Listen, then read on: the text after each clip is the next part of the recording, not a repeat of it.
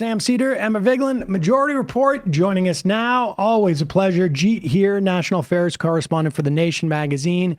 Jeet, two things. One, people are asking about the Working Families Party. As you know, today is the last day to switch your party affiliation if you want to vote in the Democratic primary. We were just talking about Eric Adams. People can be a member. I vote for the WFP on the party line and all that, but I am registered as a Democrat. I've had people at the WFP tell me register as a Democrat so you can vote in the primary. Exactly. And that's it. So I just want to clarify that. Right. The other thing, and Jeet just told us this, that I mentioned the Saturday Night Massacre. Here, we just read the letter from Gatton, from Hagen Scotton, sorry. Yeah. And Hagen Scotton, one of the 5 U.S. attorneys who he wasn't asked, but he preemptively refused to file the motion to dismiss charges against Eric Adams. Harry Littman says he's got a strong rumor with credible sourcing, and other people have had similar sourcing. The DOJ has put all of the public integrity line attorneys in a room. This is all the people in this division in the Southern District of New York office. They're all in a room, and they just going around going like, you have an hour. One of you guys have to decide who is going to sign this motion to dismiss the charges against Eric Adams. And if nobody does, you'll all be fired. Yes. That is this is happening right now as we're speaking. You mentioned the Saturday Night Massacre. The thing is, when you're doing this sort of purge or trying to force the DOJ to do something, you would always need to, the technical term is find the Bork. The Bork is the figure who has no ethics and who will sign off on something that everyone else will resign rather than sign off on. That's what happened with Nixon. People were resigning left, right, and center, and then they got to Bork, and Bork said, "Oh, I'll sign that." And this is Robert Bork, who ultimately got rewarded with a nomination to the Supreme Court and ended up getting shot down.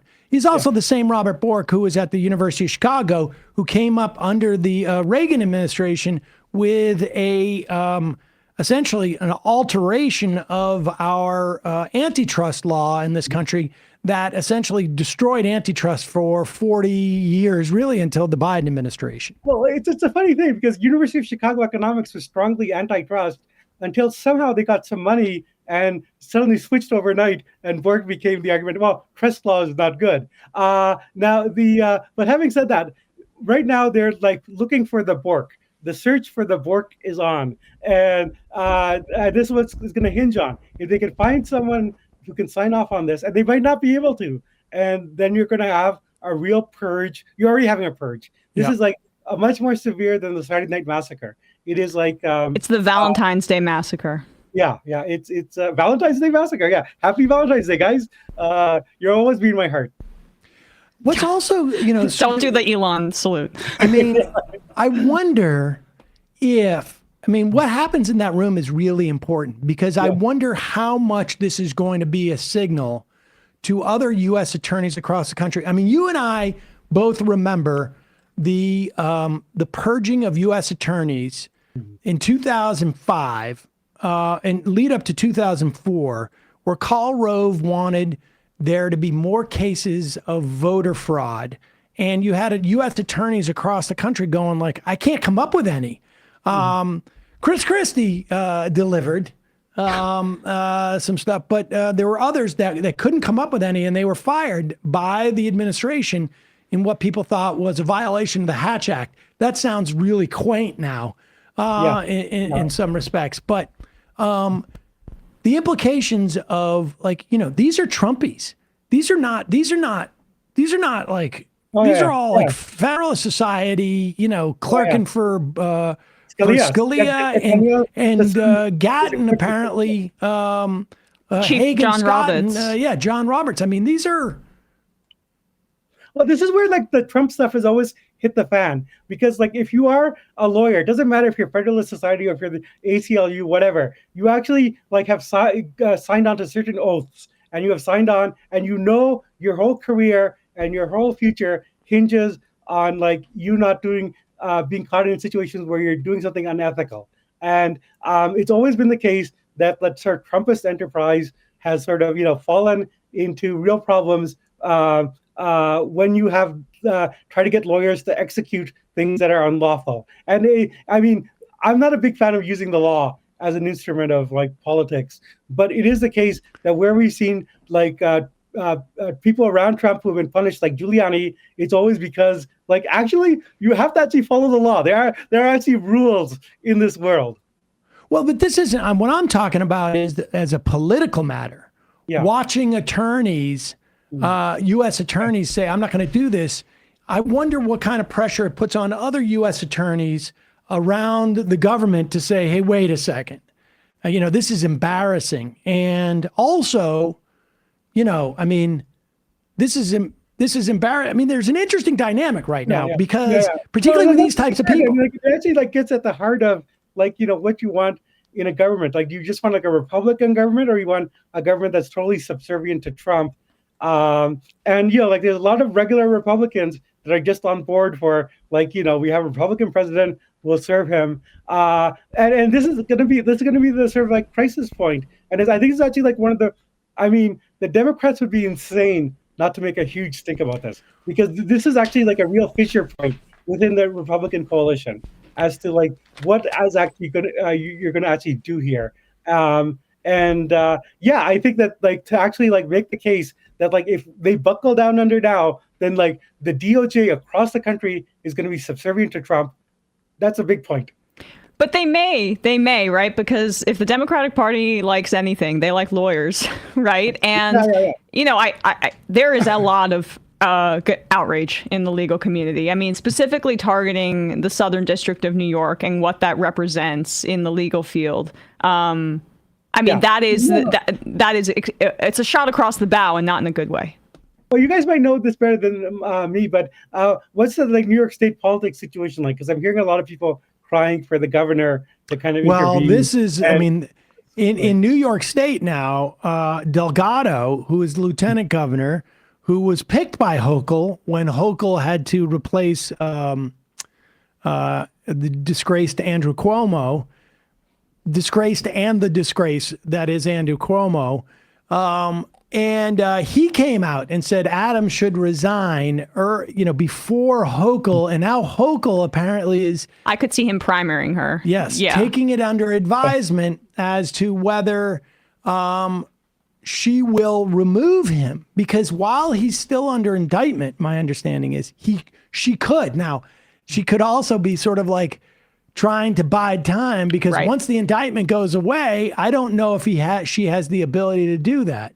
Right. And I don't know why she would want to keep him unless it's just like, I don't know, general weakness, but it would be good for her politically if she were to remove him. Oh, I think it's risky. And I think anything that speaks of a risk, and also and any risk that it could actually be helpful to her.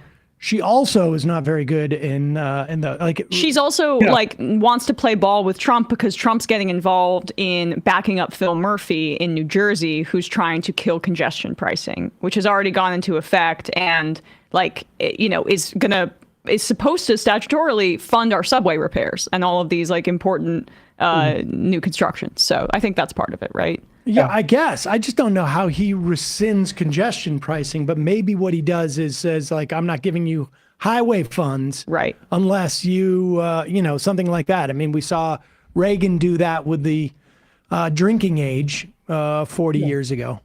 But can we just step back? Because, it seems to me like just watching this unfold, like, especially on Fox News, where, like, Adams was on with, like, one of Trump's DOJ person. And, this is openly corrupt as anything I've ever seen, where the guy was basically saying, like, if he doesn't do his job, I'm coming back there and telling him we could arrest you again. Yeah, so basically using the DOJ to, like, enforce a political will on the mayor of New York. Now, I have to think, like, I know congestion prices and federal funds or whatever, but I have to think if you're the governor of New York, like, to watch, like, the president of the United States illegitimately use the political leverage to, like, on television, like not in secret, like on television, to strong arm the mayor of New York. Like, I need some time to think about it, Chief. I need some time to think about it. What did you get some political points for standing up to that? For saying, like, we're New York City, we're New York State. We don't let Washington push us around. They're so terrified. It's unbelievable. And so also, leverage you can gain from that. And the other thing to consider is that not only is there so much leverage there, it's like hanging out there. And let's also be clear. Adams offered the bribe to the government. And then they said yes. And then they dismissed without prejudice so that they could extort him going forward. This is a bribery extortion case, like on both ends. It's pretty impressive. Were Kathy Hochul to make an issue of this, you suddenly can tie that into the 21st district, where Stefanik's race is up. And now they have put her nomination confirmation on ice because they're afraid they're not going to have the votes to pass whatever budget deals that they're doing. So we may not have a representative to the UN for a while. Right.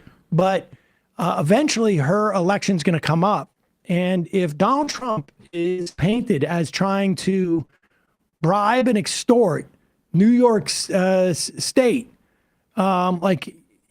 this doesn't even have to be anything other than like, hey, New York pride, whatever it is. Where's New your York's strong? New York's the Istanbul of America, right?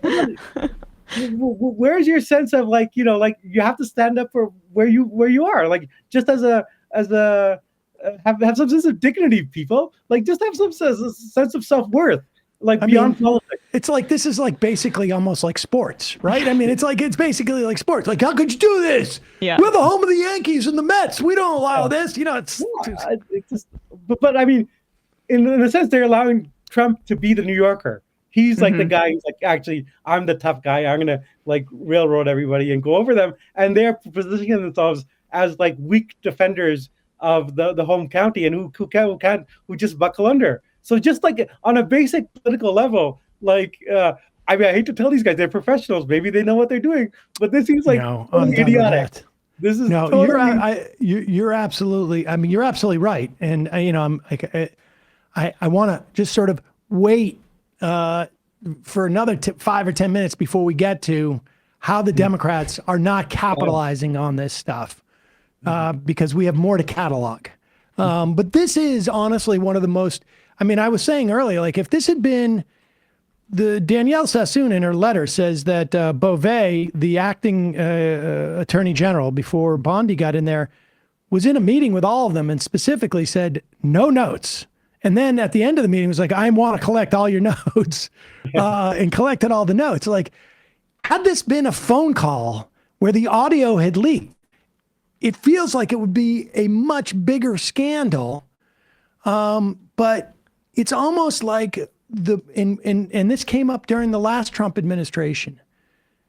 The U.S. body politic, the media, the Democratic Party certainly, does not have the capacity to process this type of crime, essentially, when it's done without any shame. Like our minds think that if you do something this wrong, you're going to try and hide it, not write it out in a letter to be made public. And then people are just like, well, how bad could it be? Mm-hmm. Yeah, no, it's totally bad. I in terms of the politics, I would want to emphasize something, which is I do take the point that the Democratic leadership make, that you have to pick your fights. You can't be reacting to everything. You have to be strategic. But I have to say, to have the Department of Justice in crisis like this and openly going on television using blackmail against the mayor of New York City, if that's not a crisis, if that's not a political fight that you pick, then what fight will you pick? Hey, folks, don't forget to hit the subscribe button and check out our daily show. We do it every day at 12 p.m. Eastern for about 2.5 hours. We even take phone calls. You should check that out.